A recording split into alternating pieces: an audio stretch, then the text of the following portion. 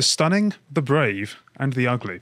It is LGBT plus minus History Month, and in keeping with this theme, we're going to begin with the... Is that a joke or not? I can't tell. It's meant to be a joke. Oh, I'm just not very... okay. Yeah. Literally anything applies at this point. Just add anything in front of LGBT and it almost sounds believable. Honestly, I could believe it. Sorry. Yeah.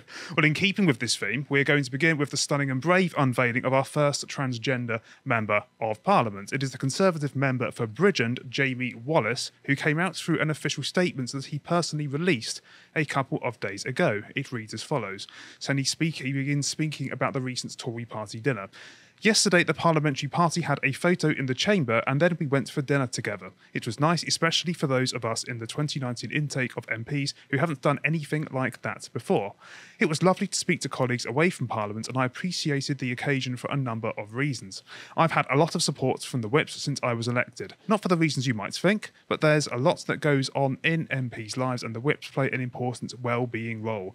As far as I've seen, they try their best to support and help MPs who are having a tough time. Well, they've certainly earned their keep with me. Drum roll. I'm trans, or to be more accurate, I want to be. I've been diagnosed with gender dysphoria and I've felt this way since I was a very young child. I had no intention of ever sharing this with you. I always imagined I would leave politics well before I ever said this out loud. So there we are. He's come out as trans. In a rather strange, unconvincing... questions yeah. with that statement, which is, okay, so you've had gender dysphoria since you were a very young child, in your words. Fine. You've never wanted to tell this to anyone. You weren't going to tell it to the public. You were just going to keep it to yourself until you left politics and then you were going to be trans. But then, if that was the plan and now it's changed, he says, I'm trans. But he also says, I'm trans. Well, yes, but okay. I'm not. Yes, I've been transitioned.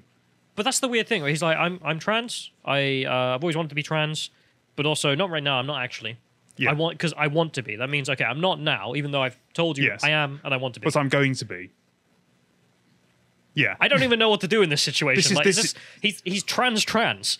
He's transitioning to being trans, yes. Okay. So, in addition to having the first trans MP, we might have the first trans person ever. Right. Why has he done this? Well, we're going to find out, but I'm assuming that when he's coming out as trans, he means he's coming out as a trans woman, but given, of course, how many recognised genders there are, including trans perhaps, in the paradigm of intersectionality, we can't know for sure. But this is not the only thing he felt obliged to share. I'm, of course, not misgendering because he said he's in transition himself, said that he is also a victim of rape and blackmail, and he goes on to explain in this statement. There was a close call in April 2020 when someone blackmailed me, outed me to my father, and sent photographs to other family members. He wanted £50,000 to keep quiet. The police were so supportive, so understanding, and on this occasion, the system worked. He pled guilty and was sentenced to 2 years and 9 months in prison.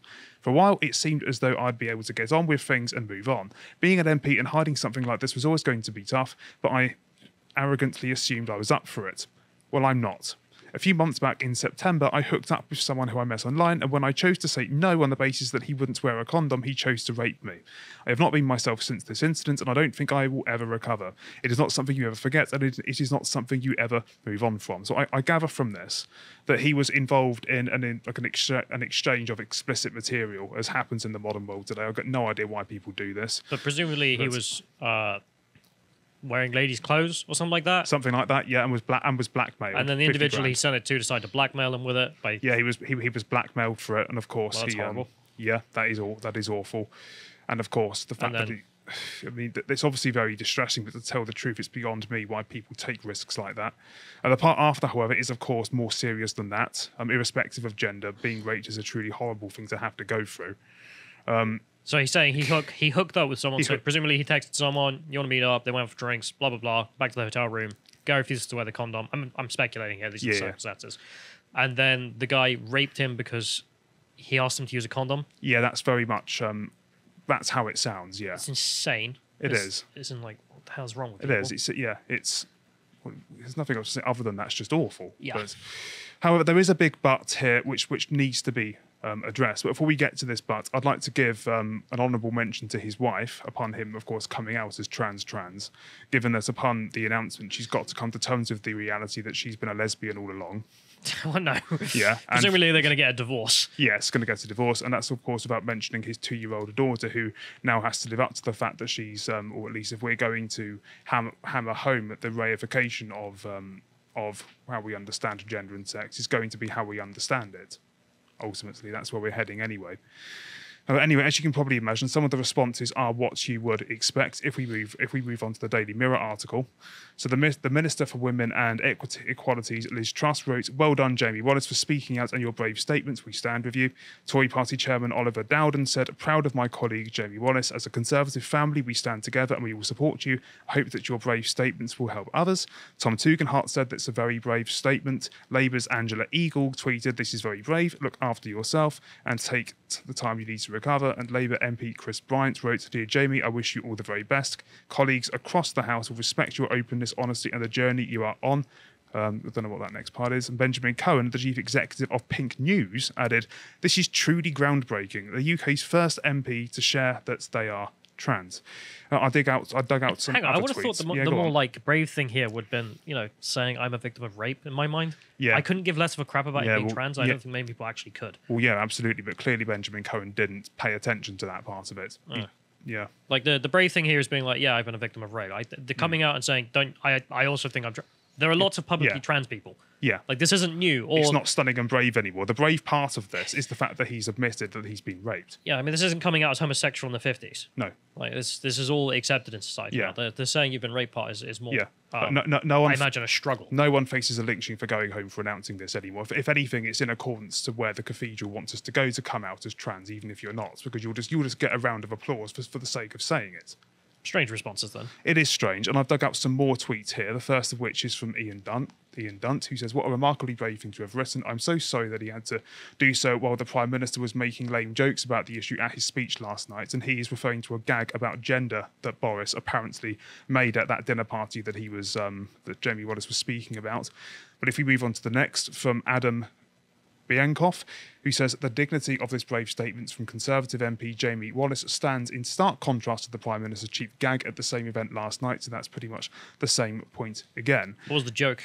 I don't know. I couldn't trace it. It's just some bad Boris joke. Okay. Bad Boris joke probably wasn't all that offensive. I imagine it probably got the approval of his wife, which would mean it's completely non-offensive at all. But there you go. But let's address this but that I mentioned by reading the rest of Wallace's statement. "When I crashed my car on the 28th of November, I fled the scene. I did so because I was terrified. I have PTSD and I honestly have no idea what I was doing, except I was overcome by an overwhelming sense of fear. I'm sorry that it appears I ran away, but this isn't how it happened in the moment. Tonight I was reminded of the incredible support that you work with can provide. Those you work with can provide. Also, I was reminded how important it is to be yourself. I have never lived my truth and I'm not sure now. Perhaps it starts with telling it everyone." So he's now talking about something completely different. And we're on to the ugly part of this segment. He was involved in a car crash on November the 28th when he crashed his Mercedes into a telegraph pole and just left it there. He's since been convicted for fleeing the scene, which is of course illegal. Does this not raise suspicion? I don't know. It's pretty weird, and I don't know someone who's been through that sort of circumstance. But he's saying he got PTSD from the crash Yeah. and then just ran. Well, that's what the PTSD could refer to all the events that he's mentioned. So he's completely lost his But he is mind, tying essentially. all of this together. This is all part of the same statement. Because that's the thing. Like, if he's saying essentially, like, I've kind of lost my mind, like he's saying he's got post-traumatic stress disorder. I am a mess, and I should just be out of this. Yeah. Well, that's why you ran. Yeah, but then I have to wonder, why does that not apply to politics? Because you may remember there was a Labour MP who was like, I've got PTSD from doing the job. When people asked her what it was, she said it was answering emails. Kind of a low bar. But okay, right? She took like a 2-month hiatus from all the politics. Has he done the same? Has he just left? Is he doing a by-election or what? No, he's still a member of Parliament. Even though he's saying he's suffering with PTSD, he's just gonna. Yeah, but Okay. this is on his say-so from the statement.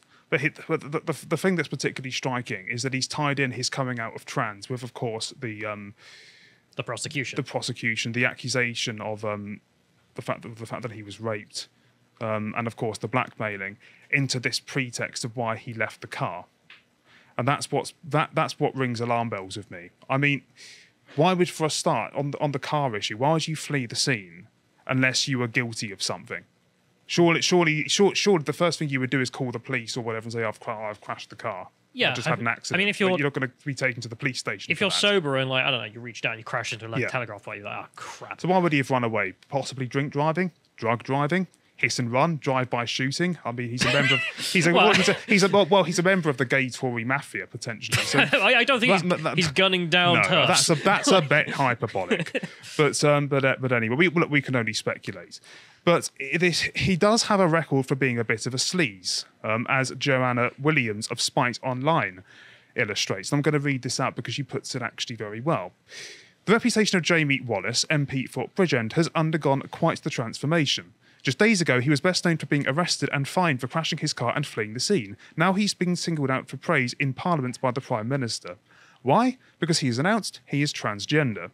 However, she goes on was always allowed. Yeah, she goes on to say, back in 2019, when Wallace was first elected to Parliament, he was profiled in his local paper as a married man with 2 young daughters. Oh, he's got 2, okay. Then aged 6 and 3. Go back a couple of decades and Wallace would be fending off the scandal of an extramarital relationship. Wallace has been at the centre of other scandals too. In 2020, the papers exposed his stake in a sugar daddy website offering students, single parents and people short of money the chance to be sponsored by wealthy executives, international businessmen and diplomats. Shall we have a look at this website? Sugardaddy.com. I don't think this is the right one, actually. I think it's Are you sure? sugardaddy-net, because I remember this story. Is this a copy of the original idea then? It might be, but I know that he did run it before, and it is described as it was in that Spiked article. There was literally a line just being like, you want to be you strapped for cash? Well, come and meet our diplomats. And it's just like, okay. Yeah. Like, you couldn't just get a loan or do a job? But he's a member of the family and thus the company that founded this website. Well, he was the director of He was the director of the company. Well. Yeah, that's quite right.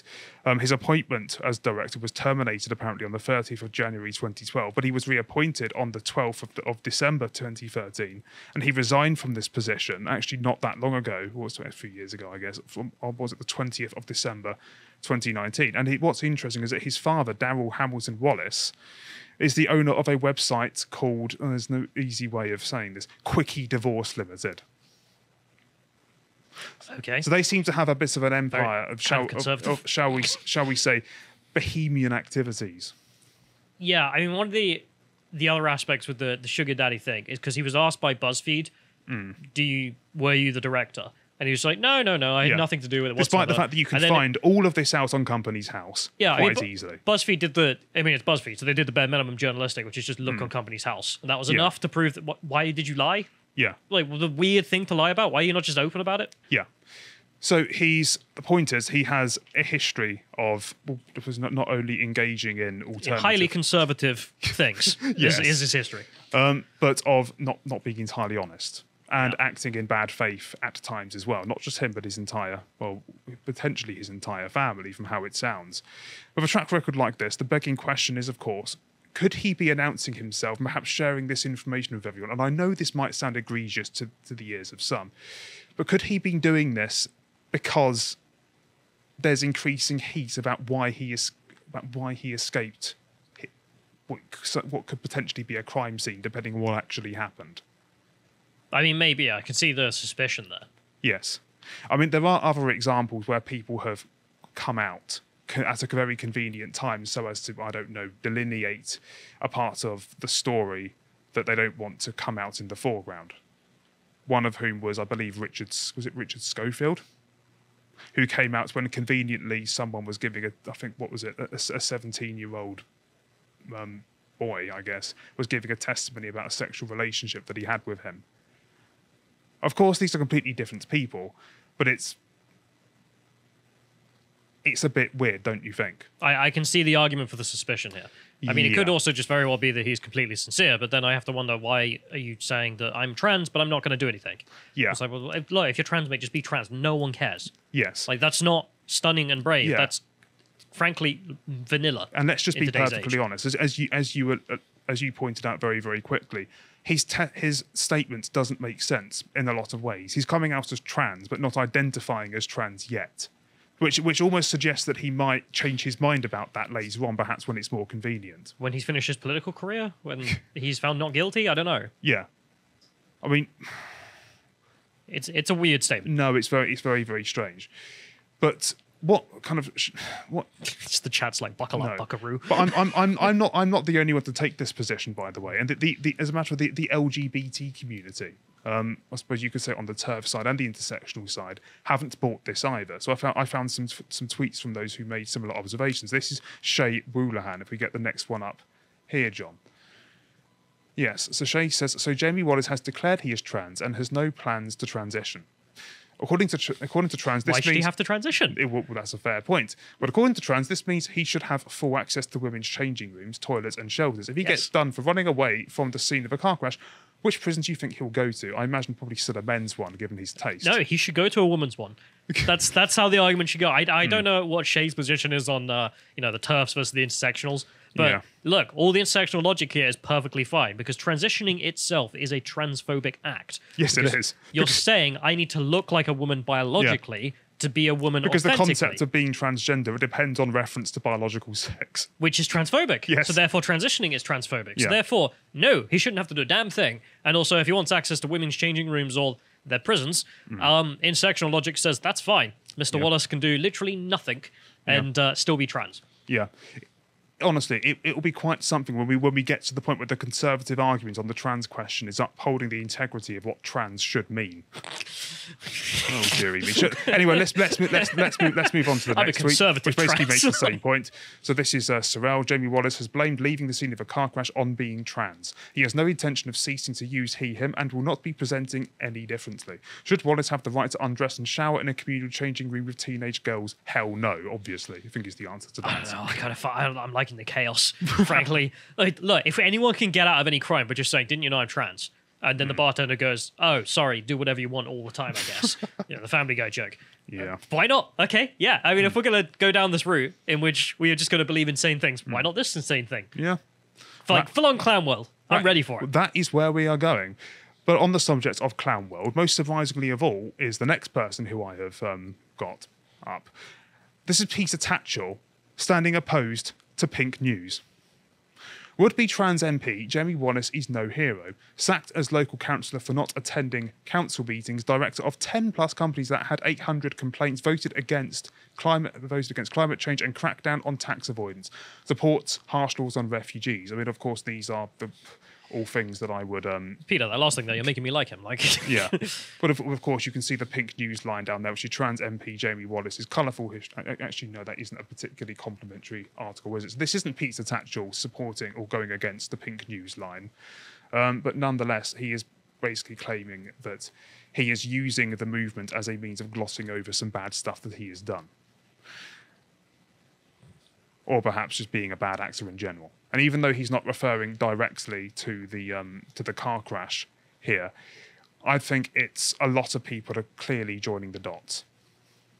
I mean, maybe. I guess we'll find out. Yes, I guess we will. We should suspend judgment to a considerable degree, of course, but I will conclude this segment nonetheless. It is, look, if it's true that he was raped and blackmailed, I think it's fair to say that that's absolutely terrible, as it would be for anyone that happens to. But it's pretty extraordinary that he's chosen now. The statement itself doesn't really make a lot of sense. It comes across as quite fudged. And it's particularly odd that he's done this at a time when questions are being raised about the details of his car accident. My thoughts go out, of course, not just, of course, to him if he is a victim of rape, but also to his wife and daughter, who have, of course, been betrayed and are probably being coerced into seeing this as a stunning and brave act on him. If it's not genuine, yes. Yes, if it's not, yeah, it's very, very true. So yeah, but other than that, given the history of sleaze that seems to be quite evident, he seems like a pretty morally bankrupt husband and father, and the same seems to apply to his family. If you appreciated that segment from the podcast or the Lotus Eaters, you can go to lotuseaters.com to get access to all the premium content we have on the site, such as this video, How Does Russia Justify Its Aggression by John Wheatley and Thomas, looking at their side of the story and how they justify it from their perspective. But if you also want to follow John, you can also follow him on Getter at @JohnWheatley on Getter. Thank you and goodbye.